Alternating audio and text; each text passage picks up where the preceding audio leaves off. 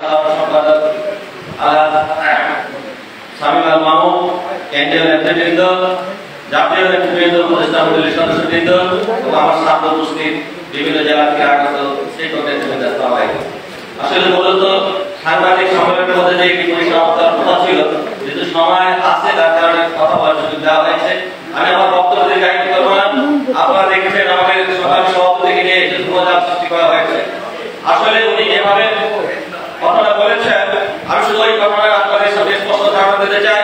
যেদিন ওইখানে প্রেস ক্লাবের সামনে ওই সভা চলছিল, একটি শিক্ষক সংগঠনের আন্দোলন চলছিল, ওই রাস্তা দিয়ে আসছিলেন, তখন সেখানে ওই সকালবেলা সবাই সেখানে 24 পর্যন্ত উপস্থিত ছিল।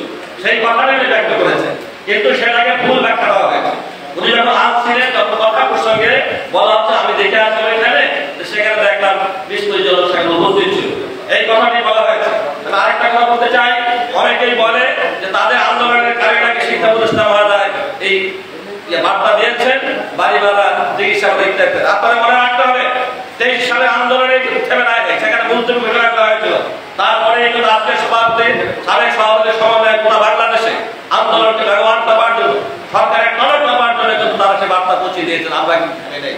আপনারা জানেন যিনি শব্দ বিদায় নিয়েছেন শিক্ষা প্রতিষ্ঠান মহোদয়, তার সাথে আমাদের কেন্দ্রীয় নেতৃবৃন্দ দেখা করেছেন, স্মারকলিপি দিয়েছেন, তার সাথে সমালোচনা বৈঠক হয়েছে।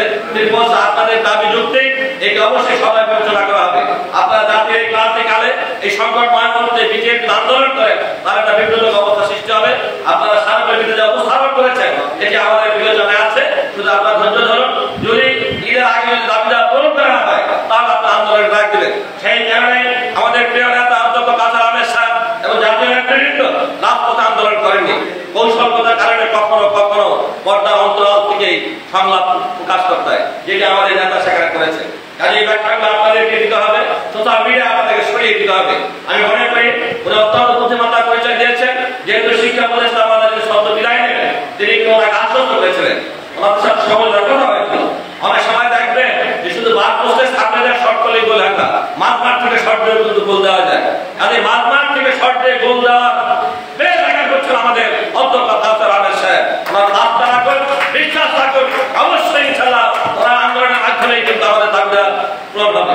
আপনার এই আইনি ইনক্রিমেন্ট পেয়েছে, সেটি কার মাধ্যমে হয়েছে? বিজেপির মাধ্যমে হয়েছে। ওরা আন্দোলনের মাধ্যমে আসছে, বছর বছর ইনক্রিমেন্টও করছে। আমরা ভয় পাচ্ছ যে আপনাদের বাড়ি ভাড়া বৃদ্ধি হয়েছে, যা কিছু হয়েছে এই বিজেপির মাধ্যমে হয়েছে। কাজে ভুল ব্যাখ্যা দেওয়ার কারণ নেই। আমাদের বিজেপি আন্দোলন, আমাদের নেতৃবৃন্দ ইতিহাসের একটি অংশ। ইনশাআল্লাহ যদি দাবিটা পূরণ না হয়, ঘটনা দিয়েছে, এটিকে বাস্তবায়িত করতে হলে বিজেপির মাধ্যমে আপনাদের আমাদের কাজ নামতে হবে। যদি ঈদের আগে যদি যা প্রতিশ্রুতি দেওয়া হয়েছে এটি যদি বাস্তবায়িত না হয়, তাহলে আমাদের প্রিয় নেতা আজকে সাংবাদিক সম্মেলনের মধ্য দিয়ে যে কর্মসূচি দিয়েছে, এই কর্মসূচি পালন করবার জন্য 23 সালের মতো জাতীয় প্রেস ক্লাবে আবার আন্দোলনের অগ্নিস্ফুলিঙ্গ দেখতে হবে, সেখানে প্রমাণ করতে হবে। এই আশা ব্যক্ত করে আপনাদেরকে সংগ্রামী অভিনন্দন জানিয়ে আমি আমার বক্তব্য শেষ করছি। আসসালামু আলাইকুম। ধন্যবাদ আমাদের সমাবেশ সভাপতি নুরুল ভাইকে।